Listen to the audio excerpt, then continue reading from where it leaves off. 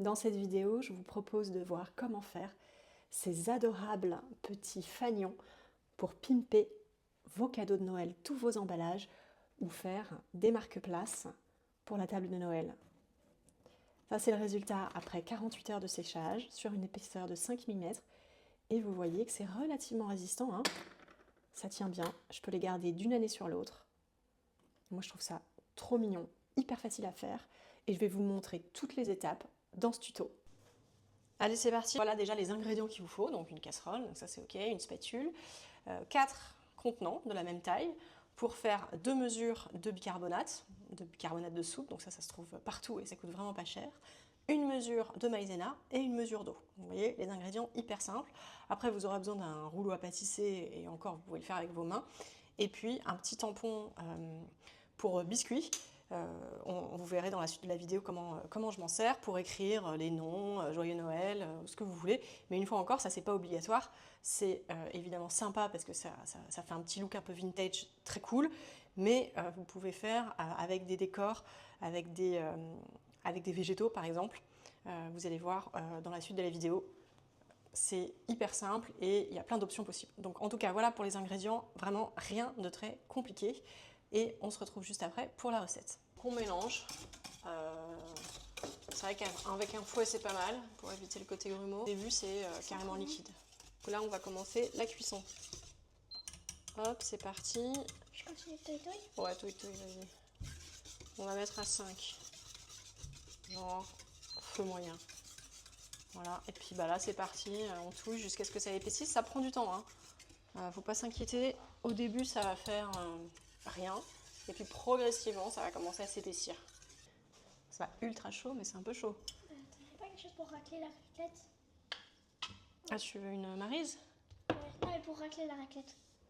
Bah, ton doigt. Ouais mais c'est chaud. C'est pas ultra chaud. Tu vas pouvoir faire une belle boule. Une belle boule.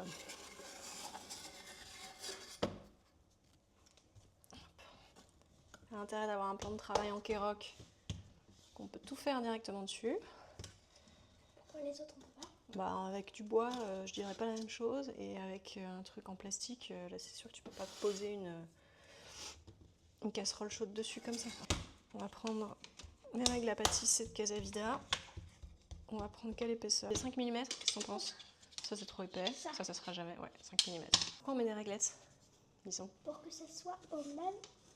Pour que la pâte soit uniforme en épaisseur. Donc vas-y, roule jusqu'à ce que la pâte n'avance plus sur les réglettes. Ça, c'est Anne-Sophie qui m'a appris. Et c'est parti mon kiki. Là, la pâte continue à avancer, donc ça veut dire qu'elle n'est pas uniforme. Ok, donc notre pâte est bien étalée là. Donc on va faire des petites languettes. Donc on va utiliser toujours les baguettes. Pour pas s'embêter à calculer. Vas-y, fais la suivante. Mais là, mais juste, t'en as besoin que d'une. T'en as besoin que d'une.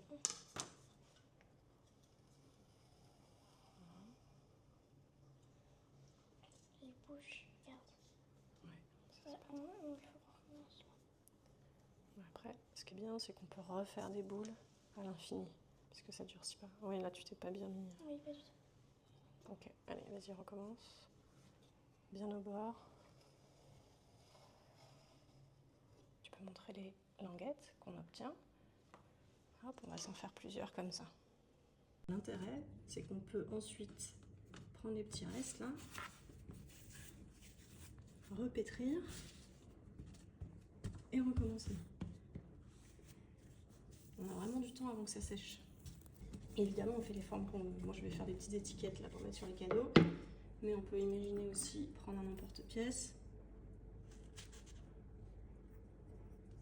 et faire des petites pampilles pour mettre dans le sapin. Alors pendant que Lison s'amuse à faire un peu ce qu'elle veut, moi je vais commencer à découper ces petites étiquettes pour faire les futures marque-places ou les petites étiquettes pour les cadeaux de Noël. Là, par exemple.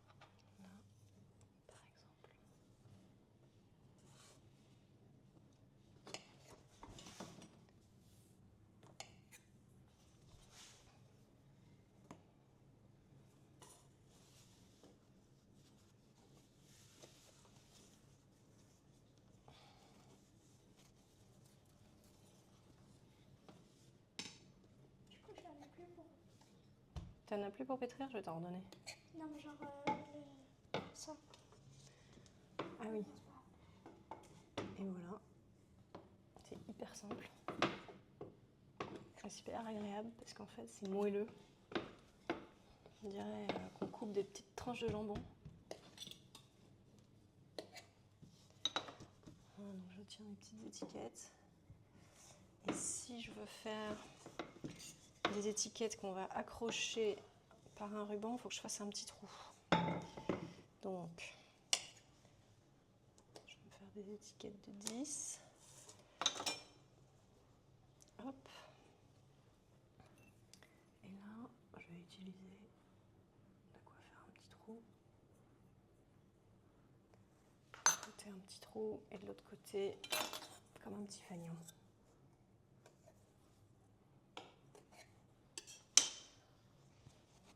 Et voilà, j'ai la base de mon étiquette. Donc là, j'ai fait des marque-places, et ici, plutôt des choses pour accrocher au cadeau, par exemple, et ça, par exemple, pour accrocher au sapin. Donc maintenant, je vais vous montrer comment je fais avec ce petit outil pour mettre les noms ou pour faire des décors avec des végétaux, par exemple.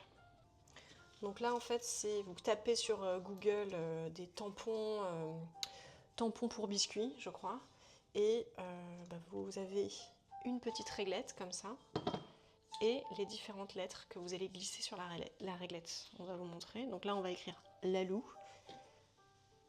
Donc on a sélectionné les lettres qu'il nous fallait et on va les mettre sur la réglette. Alors moi je sais jamais dans quel sens faut mettre ça. Bah, c'est dans le sens inverse vu que les lettres elles sont inversées. Ouais, logique mais pas si simple dans la vraie vie. Bah c'est quoi la fausse vie alors? Donc là je le fais sur le marque-place. Puis doucement, sans traverser complètement la pâte à sel, sinon ça va là. Magnifique, de toute beauté. Lalou. Et voilà, on a notre petit marque-place Lalou. On n'a plus qu'à le laisser sécher 24-48 heures et il sera bien blanc. Il faut pas que ça Bien craque. rigide. Alors maintenant, on vous montre une petite pampille. Alors, on va prendre une petite herbe comme ça. Parfait. Et on va juste passer un petit coup de rouleau. Juste pour imprimer le décor. Et voilà, on est passé en mode industriel. Là, on a fait des marque-places et des porte-cadeaux pour toute la famille. Et on va faire une dernière pour Yuzo. Allez, vas-y, Lison. Alors, donc là, j'ai Yuzu. Je place. Donc à l'envers. Attends, t'as pas fait les petits côtés? Tu peux les faire après, hein, ceci dit.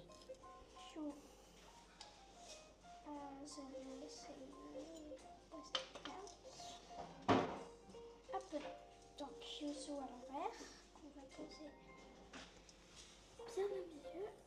Attends, je te tiens les barres. Ouais, merci. Et là, on n'appuie pas trop. Hop là, Yuzu.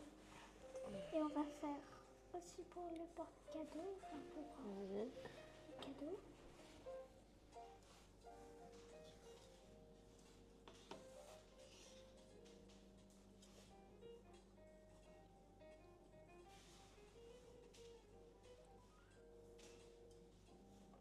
Alors, c'est bien ou pas? Ouais.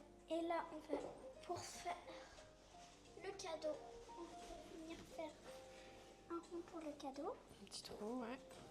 Mets-toi bien perpendiculaire au support. À toi. Un. Comme ça. Et tu tournes comme ça, tic tic tic tic tic avec tes doigts. Pour que ça se décolle sans casser. Mais là, en fait, il n'est pas droit avec les... Ouais, mais bon, trop tard là. Comme ça. Ouais.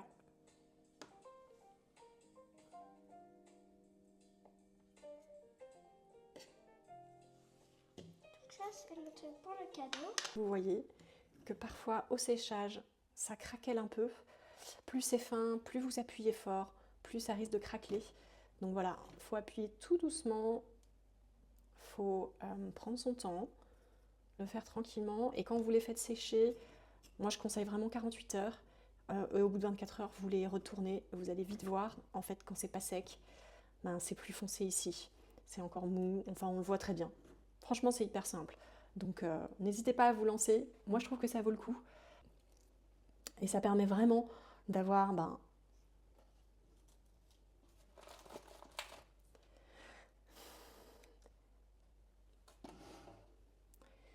ça permet vraiment de soigner vos contenants et d'avoir des jolis paquets de Noël, ce qui est aussi important que ce qu'il y a à l'intérieur. Alors je vous souhaite un très joyeux Noël, de très belles fêtes et à bientôt.